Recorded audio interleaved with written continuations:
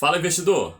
Vamos discutir aqui mais um fundo. Só que dessa vez, depois de vários vídeos discutindo fundos de papel, hoje vamos discutir um fundo de tijolo, que vai ser o CSHG Renda Urbana, também mais conhecido como HGRU. Vamos conhecer as principais características do fundo, quantos imóveis ele tem, quantos inquilinos, a sua distribuição geográfica, quanto que ele tem pagado em dividendos. E vamos também, ao final do vídeo, fazer um cálculo de preço-teto, para ver se o preço está bom ou não para comprar no momento. Mas lembrando que esse vídeo aqui não se trata de nenhuma recomendação de compra ou de venda, beleza? Então, sem mais delongas, bora logo entrar no relatório do fundo para ver como é que esse fundo é. Já aqui dentro do relatório, começando aqui pelo objetivo do fundo, sempre é importante saber qual que é o objetivo do fundo. Então, o fundo tem por objetivo a exploração de empreendimentos imobiliários urbanos de uso institucional e comercial que potencialmente gerem renda por meio de alienação, locação ou arrendamento. Claro que desde que obedeça os critérios de investimento do fundo, sendo certo que o fundo irá priorizar a aquisição de empreendimentos imobiliários institucionais ou comerciais que não sejam lajes corporativas, shopping centers ou de área de logística. Então o fundo está dizendo que ele não vai investir em lajes corporativas, shopping centers ou área de logística. O objetivo do fundo é investir em imóveis comerciais, no caso aqui principalmente que são alocados para o setor educacional e também para o setor varejista. O fundo iniciou sua atividade em abril de 2018, tem como público-alvo investidores em geral. Ele é administrado e gerido pela Credit Suisse Hedging Grifo. É um dos fundos mais novos da CSHG. Tem uma taxa de administração de 0,7% ao ano sobre o valor de mercado de negociação em bolsa do fundo. E tem uma taxa de performance de 20% do QCD, 5,5% ao ano da cota de integralização atualizada pelo IPCA. E até o momento ele já fez 4 emissões de cotas. E o código de negociação é o HGRU 11. E quanto ao patrimônio líquido, atualmente ele possui um patrimônio de 2,2 bilhões de reais. Então é um dos maiores fundos já que existe na Bolsa de Valores, ocupando aí o 11º lugar de 96 na posição do IFIX, o que equivale a 2,3% da participação do IFIX. Tem um total de 124.528 cotistas. Quanto à liquidez do fundo, média diária, não tem nem muito o que discutir, só de 7,4 milhões de reais que são negociadas em cotas desse fundo por dia. Então, super tranquilo demais para investir nisso aqui. Muito líquido. Eu falo em tranquilidade em termos de liquidez. Entrando agora na carteira do fundo, para ver como é que o seu patrimônio ele é constituído. Aqui, de acordo com o relatório dele, ele tem um patrimônio líquido aqui de mais de 2 bilhões de reais. 74% desse patrimônio líquido dele estão alocados aqui em imóveis. 10,9% está alocado aqui no fundo, que é o chamado de SPVJ11. É um fundo também de varejo, que compõe a carteira do fundo. Ele tem 4,5% em cotas de outros fundos imobiliários, além desse outro fundo deles aqui, que é o SPVJ11, 7,8% em CRIs e somente aqui 1,1% em LCI, 1,8% em renda fixa, que é o caixa dele. Tem outros investimentos e 0,5% em aquisições. Quanto aqui aos seus ativos imobiliários, 19,5% dessa receita contratada vem lá do imóvel do IBMEC. O segundo aqui é 9,6% vem do Santo Alberto. E o terceiro aqui maior vem das lojas Sam's Club, Morumbi. Então esses aqui são os ativos imobiliários e para quem estão alocados. Aqui somente estão os principais. Apesar de parecer bastante inquilinos aqui, ele tem na verdade somente 6 inquilinos. E tem um total de 81 imóveis. Uma das coisas que preocupa os investidores é essa relação aqui. Ele tem um total de 81 imóveis, mas tem somente 6 inquilinos. Isso até o momento. Então é um fundo muito grande, mas que só tem 6 inquilinos. Seria melhor, na minha opinião, que ele tivesse mais inquilinos aqui. E aqui está a distribuição geográfica desses imóveis. Em Santa Catarina, Paraná, a maior parte está em São Paulo. Tem no Rio de Janeiro, Minas Gerais e um imóvel aqui na Bahia. Voltando aqui na situação dos imóveis, a gente pode dar uma olhada lá no site Clube FI para ver a lista de todos eles. Então, olha só, para vocês verem, tem vários imóveis aqui, que eu falei que são 81 imóveis. Então, tem o Estácio Salvador, Universidade de Mogi das Cruzes, Almarte, e assim por diante. Olha a quantidade. E a maior parte desses imóveis estão alocados para lojas pernambucanas. Então, desses 81 imóveis que o fundo é dono, 66 deles estão alocados para as lojas pernambucanas. Então, são muitos ativos alocados para um inquilino só. Isso aí acaba realmente preocupando um pouco o investidor. Mas, de acordo com o gestor, ele está tranquilo quanto a isso. Ele fala que o balanço de resultados das lojas pernambucanas está sendo tranquilo, não tem, o risco de falência no momento é pequeno. É a opinião dele lá, né? Ele viu, ele tem mais informação do que nós. Além disso, 10 imóveis estão alocados para o Grupo Big. O Grupo Big são o quê? Sam's Clubs, Walmart. É também um inquilino só, mas com nomes aí diferentes. E o restante dos ativos estão alocados para o setor educacional. Quanto à vacância desses imóveis, vacância financeira e vacância física, é de 0%, significa que todos os seus imóveis estão ocupados no momento. E isso é bom, porque o fundo está trabalhando aí no seu máximo de capacidade de geração de renda, de acordo com a quantidade de espaços que ele tem para alocar. Aqui no relatório ele não mostra todos os ativos, mas ele mostra os principais imóveis que ele possui. Aqui o IBMEC, que fica localizado lá no Rio de Janeiro. O IBMEC é uma universidade, é do setor educacional, tem uma ABL de 8.040 metros quadrados, participação do fundo nesse imóvel é de 100%, vacância 0% e o número de locatários 1, que é o IBMEC. Tem a Estácio, que fica localizado no Salvador, tem o edifício Angélica, que é alocado para a Universidade São Judas, localizado em São Paulo. Tem o edifício São Alberto também, que é alocado para uma outra universidade. Tem os imóveis da Vila Leopoldina aqui, Todos esses imóveis que eu falei para vocês são do setor educacional e começo a entrar agora nos imóveis de varejo.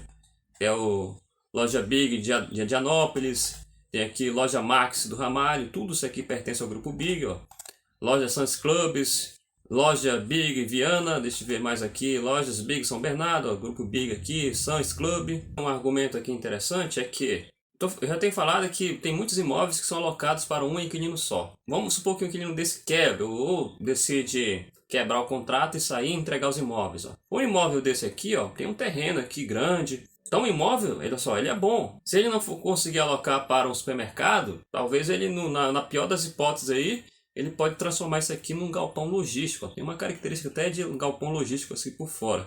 Olha só outra aqui com as mesmas características. E ele mostra uma fotinha aqui das casas pernambucanas. Está representando todas as casas pernambucanas, em São Paulo, Minas Gerais, Paraná, Santa Catarina, que dá uma BL aí de 91.143 metros quadrados, dando um total de 66 lojas. E o contrato deles varia de 10, 12, 14 e 16 anos. E todos pertencentes ao fundo. E aqui é a participação relevante em FIIs, no caso que eu falei lá no início, que era o SPJ11. Então é um fundo onde seus imóveis estão alocados para o açaí atacadista. E os imóveis desse fundo estão localizados em Alagoas, Pará, Bahia, São Paulo, Rio de Janeiro, Paraná, Tocantins e Ceará. Bom, de imóveis é isso aqui que ele mostra no relatório dele. Agora, quanto aos vencimentos dos contratos, olha só. 100% dos seus contratos vencem a partir somente de 2025. 8,8% dos contratos serão revisados em 2021 e 91,2% somente a partir de 2025. Significa o quê? Que o gestor vai sentar com o inquilino e vão negociar para ver se vão abaixar ou se vão aumentar ou se vai ficar nisso mesmo o preço do aluguel desses imóveis. Quanto aos indexadores do aluguel, 83,6% são ajustados de acordo com o IPCA e 16,4% de acordo com o IGPM. Então a tendência é que cada vez mais os fundos eles ajustam os seus aluguéis dos imóveis por meio do IPCA, que é mais estável. Quanto à tipicidade dos contratos, 8,8% são contratos típicos e 91,2% são contratos atípicos. Qual é melhor aqui, atípico ou típico? Na verdade, o melhor é você olhar a qualidade dos imóveis e não o tipo de contrato. Os imóveis estão bem localizados, são imóveis bons, então isso é o principal. Mas eu prefiro quando isso aqui fica meio a meio, mas quem decide o que é melhor para o fundo aqui, no caso aqui, são os gestores. Os gestores eles são pagos para isso. Então eles têm mais conhecimentos sobre os inquilinos, sobre os imóveis do que nós. Então o gestor achou que para esse fundo seria melhor ele ter contrato atípico, em maior quantidade. E se você não gosta disso aqui, você não é obrigado a investir no fundo. Agora, quanto à classificação dos setores de atuação, em porcentagem de receita contratada. 30% da receita do fundo ele vem do setor educacional e 24,6% vem do setor vestuários, que no caso são as casas pernambucanas, e 34,4% vem do setor alimentício, que aqui inclui também o fundo SPVJ11. Isso aqui é uma outra coisa que deixa os investidores um pouco pé atrás com o fundo, às vezes quer investir, aí fica com medo, aí investe, fica com medo. É essa porcentagem aqui, ó, 30% que vem do setor educacional. Qual que é a questão do setor educacional? Bom, nos últimos anos, a educação ela vem sofrendo algumas modificações. Então, vem aumentando a quantidade de estudantes que estão fazendo a educação à distância. Se é à distância, o estudante ele não precisa ir até um imóvel físico da universidade para fazer a sua faculdade. Se o estudante ele não precisa ir até um imóvel físico, a universidade também não precisa alocar uma grande quantidade de imóveis para dar as suas aulas. E isso se intensificou principalmente com essa crise sanitária aí que começou em 2020. Até o momento, muitas escolas e muitas universidades não podem ter aulas presenciais ainda. Até que ponto vai ter essa evasão do ensino presencial para o ensino à distância? Bom, isso aí é muito debatido, é muito discutido. Na minha opinião, não vai ser 100%. Eu conheço muitas pessoas que trabalham na educação. Eu tenho conversado com elas sobre a experiência deles. E o que eles têm falado é que não é tão simples assim o ensino à distância. O aluno ele não se dedica tanto como no ensino presencial. E muitos dos alunos realmente preferem ter um ensino presencial do que um ensino à distância. Porque, querendo ou não, o convívio social ele é importante para a formação do aluno, para a formação de cidadão. Se ele ficar totalmente só em casa, é diferente. A formação dele vai ser diferente daquele aluno que tem contato com o outro, que tem atividades em grupos e assim por diante. E a outra coisa, imagine um curso de medicina só à distância. O aluno não tendo aulas práticas para fazer uma cirurgia, por exemplo. Ver somente por vídeo como é que se faz uma cirurgia e depois vai fazer uma cirurgia na prática. Tá? Praticamente isso aí não dá para fazer assim. Seria muito perigoso. E isso não só para medicina, mas também para odontologia, enfermagem e outros cursos. Pelo menos esses cursos aí, eles vão ter que ser presencial. Assim, na minha opinião, vai sim ter um aumento do estudo à distância, mas tem muitos cursos que não vão ter como ser à distância. E muitos dos outros cursos também, desses que não têm a obrigatoriedade de ser à distância, pelo menos parte deles vai ter que ser presencial. Então não vai acabar totalmente o ensino presencial. E as universidades, as escolas também elas vão precisar sim de ter um imóvel para levar esses alunos para ter essas aulas presenciais. Para olhar quanto é que esse fundo ele tem pagado em dividendos, olhar o seu histórico de dividendos. Vou aqui no Mundo Fio olhando aqui o histórico dos últimos 24 meses, ou seja, os 2 anos. O fundo ele tem uma distribuição muito linear. Isso por quê? Porque esses fundos de tijolos eles têm um rendimento realmente mais previsível do que o rendimento de fundo de papel, que varia muito. O de papel varia muito de acordo com os seus indexadores. Tem vezes que o indexador está baixo, tem vezes que o indexador está alto. Aqui não, aqui é aluguel de imóveis. Então, quem trabalha com alocação de imóveis, realmente quem tem uma casa e aluga, ele tem um aluguel que ele recebe fixo, pelo menos em um período mais curto. E assim também são os fundos de tijolos. Ele tem uma receita previsível a curto prazo. Então, ele vai distribuindo um valor semelhante aqui durante os meses, que dá aqui de 68 centavos por cota. Bom, isso aqui dá um total de dividend yield dos últimos 12 meses de 6,7%, o que equivale a uma distribuição média por cota dos últimos 12 meses de 68 centavos. Que dá um dividend yield médio aí por mês aí de 0,56%. Então tá bom, tá feita aí a apresentação das características dos fundos, quanto que ele tem de imóveis, quem são seus inquilinos, sua carteira, os tipos de contrato, o quanto ele tem pagado nos últimos 12 meses. Então já dá para conhecer aí o principal do fundo. Mas em fundos de tijolos, eu particularmente, para eu comprar um fundo, além de olhar todas essas características, eu olho o preço também. E no caso de fundos de tijolo, diferente do de fundo de papel, que eu foco no P sobre VP, o P sobre VP para fundo de tijolos não é a melhor opção, na minha opinião, para precificar uma cota de fundo, se está caro ou se está barato. Então eu utilizo uma estratégia que é chamada por alguns investidores aí, de preço teto, ou precificação de cotas, para saber se está barato ou não no momento. Então vamos lá. Para fazer esse cálculo, eu utilizo aqui os rendimentos dos últimos 12 meses, que foi de R$ 8,20, e eu comparo esse rendimento aqui com o rendimento prometido dos títulos de Tesouro IPCA de longo prazo. Esses aqui são os títulos de maior longo prazo que tem, 2045 e 2035. No momento eles estão pagando IPCA mais 4,10%, todos dois. O que interessa aqui é esse spread aqui, de 4,10%. Alguns investidores fazem aqui uma média dos 3 ou de outros tesouros IPCA. Eu particularmente, como eu invisto nesses dois títulos aqui, IPCA 2045 e 2035, eu vou fazer uma média aqui dos dois. Só que os dois têm o mesmo valor de spread, que é 4,10, então fica 4,10 mesmo. Uma outra coisa que eu preciso é de uma taxa de risco. A taxa de risco, a gente dá um número maior de acordo com o risco do fundo. Se o fundo a gente considera ele mais arriscado, a gente dá uma taxa maior. Geralmente essa taxa a gente varia aí de 1,5 até 3. Então, por exemplo, um fundo como HGLG11, KRNY, são considerados mais seguros, teria uma taxa de risco aí de 1,5. Esse fundo, como tem algumas incertezas, tem muitos imóveis, mas esses imóveis estão alocados para poucos inquilinos, tem também as incertezas da educação quanto ao ensino à distância. Então, nesse caso aqui, se eu fosse comprar esse fundo, eu daria uma taxa de risco para ele de 2,5. A gente já pode fazer o cálculo do preço teto. Se você quer mais detalhes sobre esse preço teto, eu tenho um vídeo sobre isso, eu vou deixar ele na descrição para você acessar ele aí. Então, o preço teto pego aqui o rendimento dos últimos 12 meses, que foi de 2,20, divido ele por 6,6. De onde veio esse 6,6?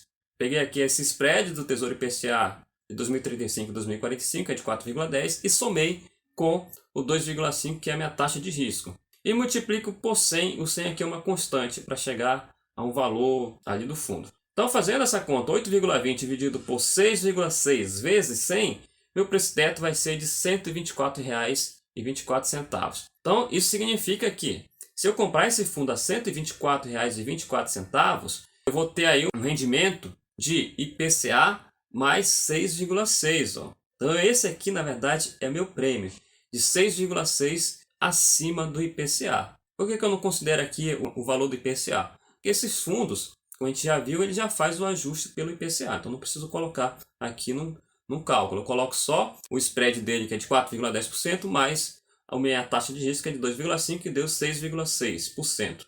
Então, para saber se eu posso comprar ou não de acordo com o preço teto, quanto é que está o preço da cota do fundo? Olha só, no momento, está sendo negociado a R$ 122,25. Meu preço teto é de R$ 124,24, significa que ele está sendo negociado abaixo do meu preço teto. Se eu quisesse comprar ele, tivesse dinheiro, claro, eu poderia comprar, que eu estaria recebendo aqui, no mínimo, IPCA mais 6,6% em dividendos. Que também significa que eu estaria recebendo mais do que o Tesouro IPCA 2045 e mais que o IPCA 2035, porque ele paga IPCA mais 4,10%, aqui no momento, isso aqui varia de acordo com o dia. E se eu comprasse a R$ 124,24 a cota do HGRU, eu estaria recebendo aí ao equivalente ao IPCA mais 6,6%. Então é assim que funciona o tão falado preço teto. Agora é o seguinte, galera, sobre esse preço teto, isso aqui é muito subjetivo. Tem investidores que fazem uma média desses 3 títulos, tem outros investidores que escolhem também os títulos que são de IPCA com juros semestrais. Eu já não gosto dos juros semestrais. Aí o investidor também pode decidir aumentar ou diminuir isso aqui de acordo com o que ele acha que esse fundo é arriscado. Pode colocar 2, pode colocar 3, pode colocar, sei lá, 1,8 ou 2,7, isso aí varia muito com o investidor. Por isso que eu falo que o preço teto ele é muito subjetivo, vai de acordo com o que você quer receber acima do IPCA. Tá aí, tá apresentado o fundo, vimos que o fundo ele tem muitos imóveis, são pontos positivos. Tem como ponto negativo é que esses imóveis, a maioria deles está muito concentrado em um inquilino só, sendo 66% dos seus imóveis alocados para casas pernambucanas, e 10 para o grupo Big e alguns para o setor educacional. E além disso, o setor educacional tem essa desconfiança se vai ou não vai migrar grande quantidade para o ensino remoto, ou seja, o ensino à distância. Mesmo que aconteça todas essas coisas negativas aí, de muitos desses inquilinos deixarem esses imóveis e a educação migrar tudo para a aula à distância, o fundo ele tem imóveis que são muito bons, bem localizados, então pode ser alocado para outros inquilinos. O imóvel está lá, o terreno está lá também, e pode ser, sei lá, no pior das hipóteses, transformado num galpão logístico, por exemplo. Não que galpão logístico seja algo ruim, né? Eu invisto no setor logístico, mas no caso aí ele teria um gasto mais aí também para adaptar isso aí para o setor logístico. Mas tem um lado muito positivo também desse fundo, é que a gestora dele é a CSHG. A CSHG ao longo do tempo aí vem mostrando que tem capacidade de fazer uma boa gestão. É a mesma gestora da HGLG11. Na minha opinião, o fundo é bom, e você, o que acha? Espera adquirir mais imóveis para ver se vai aumentar a quantidade de inquilinos? Então é isso aí, fechou aí. Se você gostou desse vídeo, deixa seu like, isso é importante para o canal. Se tem alguma dúvida ou sugestão, também deixa aí nos comentários que eu vou ver. E eu vou ficando por aqui, a gente se vê no próximo vídeo. Valeu, tchau, tchau!